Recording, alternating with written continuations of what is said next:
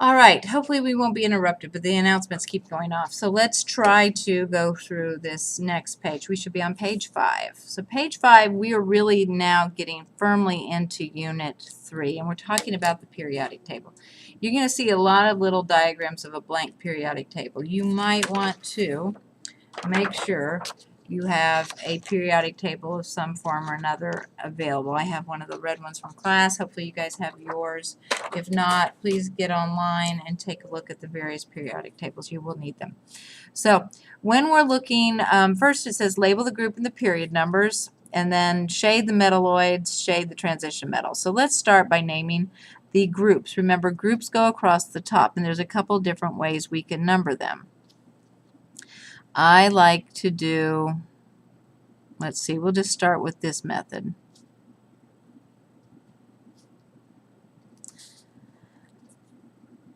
And so then this would be 11, 12, 13. But remember, we could also label them with the A and B method. So 1A, 2A, and we skip over here 3A, 4A, 5A, and so on. And this can really help when we're doing oxidation numbers.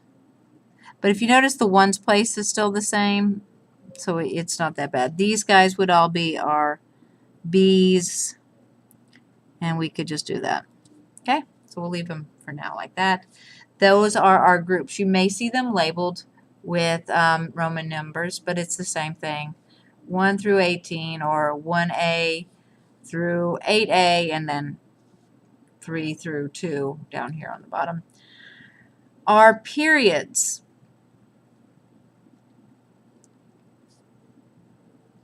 These guys actually are not separate periods. Remember, they go in with the last two. So this would be part of 7, and this would be part of 6. They all slide in here between these two places right here. So these guys all fit in there. Okay, so let's start with our metalloids. You guys should know that this side of the periodic table is our metals, and this side is our nonmetals. And also that somewhere in the middle there, we have our metalloids, and they are somewhat difficult for me to remember too, because different places will show them a little bit differently. Primarily the difference is the bottom one. So we've got boron, there's boron, and silicon, and germanium, which is right under, and then next to that is, what do we got? Arsenic is over here, and then underneath arsenic we have tin, and we have, oh, excuse me, antimony, not tin. Tin is one over. And beryllium, and then polonium, polonium, I think. And then this is the question mark. A lot of places will include astatine right here. We'll just put a little question mark. Sometimes they include him, sometimes they don't. We'll just go ahead and include him. So that's our step. And remember that there really isn't, let's see, back to about here, these are all not currently really used by most periodic tables. You won't see anything there. Okay. It also said to shade the transition metals lightly in blue. Well, the transition metals start after group 2A, and they go all the way, really all the way up to butt up with those metalloids. Those are all our transitions. Now some of these guys aren't not as much like aluminum. Remember, aluminum doesn't have different values. He doesn't want to write. Neither does zinc or silver here. These guys, but they're still part of the transition metals. Okay, so now let's continue and let's answer the rest of these questions using this periodic table. So which group is the halogens? If you guys remember, the halogens are group 17 or 7A. They have an oxidation number of -1. That means they have 7 valence electrons.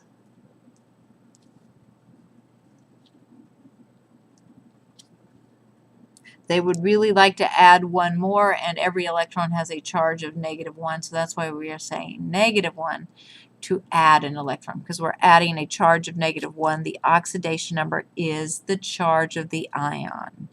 We might want to remember that. Remember, ox number equals charge of ion. All right. So next question was, which group contains our noble gases? Another nonmetal. Remember, halogens are nonmetals. Noble gases are nonmetals, and they are all the way over there in 18, or you could say 8A.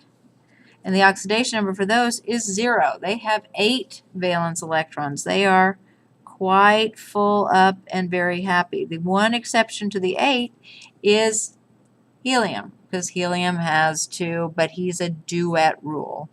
Remember, duet rule gets full with 2. Everybody else from there down wants 8 between the s and the p orbitals. Alkali metals, those are our group 1. And they have an oxidation number of +1. They have 1 valence electron that they would really like to get rid of. And that would leave them with a charge of +1. And the alkaline earth metals are the next to it. So alkali metals, alkaline earth metals. Alkali, alkaline. And they have, there are group 2, and they have an oxidation number of +2. So therefore they have 2 valence electrons that they would like to get rid of. All right. So for the rest of this, I'm going to use, excuse me, sorry, I didn't mean to move the camera. I'm going to use my red periodic table. You guys can use, so sometimes our average atomic masses might be different if you're using a different periodic table. But remember, every periodic table will have at least, it'll have the symbols. Let me see if you guys can see. I know the glare is pretty bad. Will I B for the symbol for boron? And then up here on this one, it has in smaller print, it has number 5. So boron's atomic number is 5.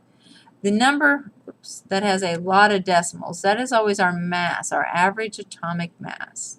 Now, boron itself, so this atomic mass is 10.8. That means most boron has a mass of 11. You know, that's the closest number. So if it's 11 and it has 5 protons, that means it normally would have 6 neutrons. But some isotopes, remember where isotopes are the same element with different numbers of neutrons, some isotopes of boron might have 5 neutrons. So that's where that number gets its decimals. And we're going to use this periodic table. I'm going to start with gold. Remember, gold is Au. The average atomic mass for gold on my page, 196.97. If yours has more decimals, go ahead and give me more decimals. What element has 11 protons? Remember, protons indicate the atomic number. So I'm asking, who has atomic number 11? And if you look at your periodic table, find 11. 11 is sodium.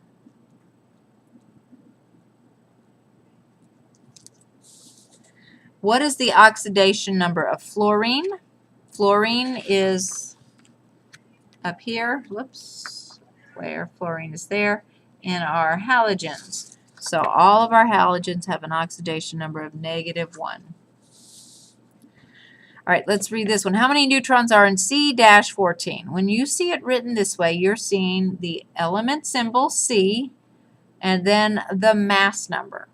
So this is C for carbon with a 14 mass number. So carbon has 6 protons. If my mass number is 14, 14 minus the 6 protons, that's telling me he has 8 neutrons. My answer should be given as 8. All right. So now, if barium forms its standard ion, will it gain or lose electrons? We need to find barium. Barium is way over here. Let's see, period 6, group 2. Period 6, group 2. So barium has an oxidation number of +2. it has 2 extra electrons that it would like to get rid of. So it is going to lose. It is easier for it to lose 2 instead of gaining 6. Because remember the octet rule says we need 8. So if it has 2, it's much easier to lose those 2 than to gain 6. So the charge of the ion is going to be that plus 2. We lost 2 electrons. They took their negatives. That means 2 of our protons are not balanced. We have a charge of plus 2. Why do we need to give the oxidation state for transition metals when we name them? Because their oxidation number varies. They can have different oxidation numbers. For example, if you look on some of your periodic table, iron frequently has, iron can be iron plus 2, but iron often is iron plus 3. And it can be either of those, so if I don't tell you iron 2 or iron 3, you don't have any way to know. Whenever you name a transition metal, with the exception of aluminum, zinc, and silver, you have to give the oxidation number. But aluminum, zinc, and silver, and all the group 1s and 2s have a constant oxidation number. All right, so here's an isotope of lead shown. This is lead, Pb is lead, 82 is our atomic number, and 210 is our mass number. So it's an isotope of lead. How many protons? Well, the 82 is our number of protons. The atomic number and the number of protons are always the same. How many neutrons? Now we have to do math. Neutrons is our mass number minus our atomic number. So we're going to do 210 minus 82, and that tells me 128 neutrons. How many electrons are in a neutral ion? Neutral means that there's no charge. That means if we have 82 protons, we have to have 82 electrons to balance them, to be neutral. Right. So if I look at the periodic table that I have for lead, and lead is on period 6 down in group 6A, you'd see 207.2. 207.2 instead of 210. That's because there are many isotopes of lead. Some of them are lighter, some of them are heavier. Many isotopes of lead. And that value on the periodic table is the average. All right, so now we have some Lewis dot structures, for some atoms and some ions. Remember, with Lewis dot structures, we start by writing the chemical symbol. For our first one is calcium, and it's calcium atom. Calcium is a group 2. So that means calcium has 2 valence electrons. Phosphorus. Phosphorus is a P. Phosphorus is a group, what do we got? 1, 2, 3, 4, 5. Group 5. Yep, it's a group 5. So that means it has 5 valence electrons, but I have the phosphorus ion. So it has 5 electrons. It is easier to gain 3 than lose 5. So my 5 valence electrons, remember I'm going to put in 4 and then I'll go back and put in the 5th. For the ion, I'm going to actually add 1, 2, 3. It has, so this would be phosphorus plus, minus 3, sorry, minus 3, plus 3 electrons, which gives it a charge of negative 3.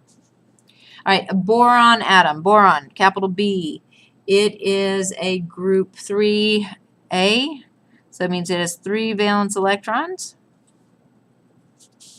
Argon, well, that's a little bit of a trick question. An argon ion. Argon is a noble gas.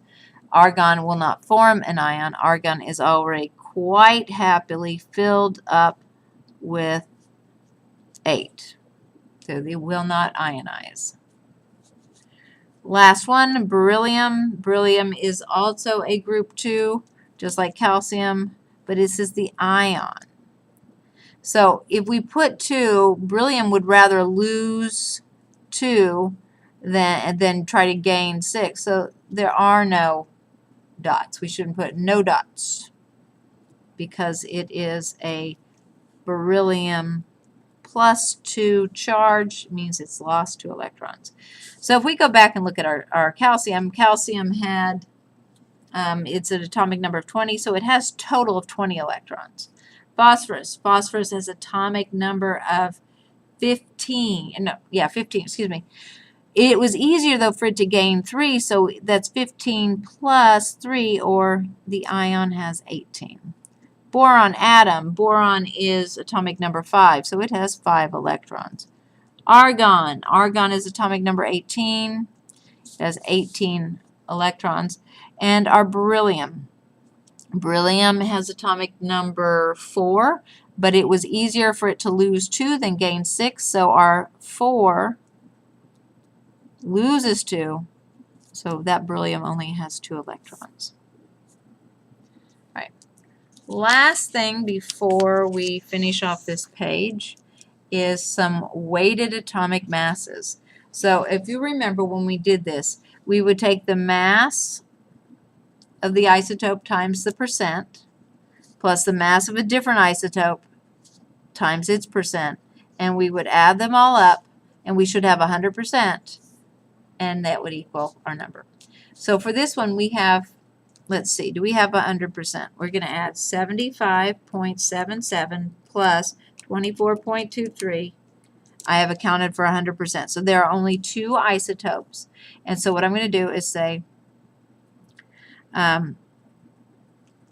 we have a couple of different ways of doing this. Normally you guys are just going to use the mass number, but they've actually given us the exact weight. And you notice it's a little bit different. And if you ever take physics, we can explain why. We are, for us, let's just use our mass numbers, okay?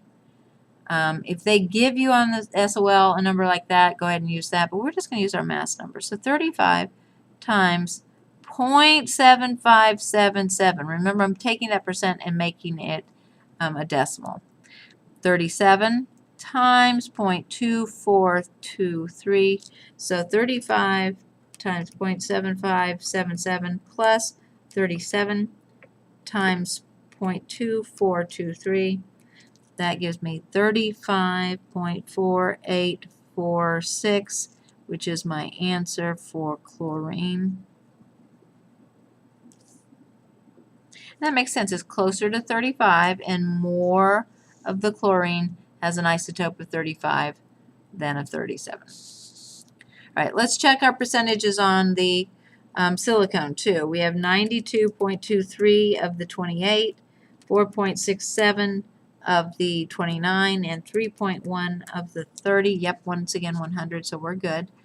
28 times 0.9223 plus, and we can tell right now, this is going to be really close to 28. 92.23% is silicone 28. Now we have a little bit, 29 times 0.0467, excuse me, plus 30 times 0.0310. Remember, to make a percent a decimal, we divide it by 100. 28 times 0.9223 plus 29 times 0.0467 plus 30 times 0.0310. And I get 28.1087. And that is page 5. And we will continue both in class and on video. So thank you.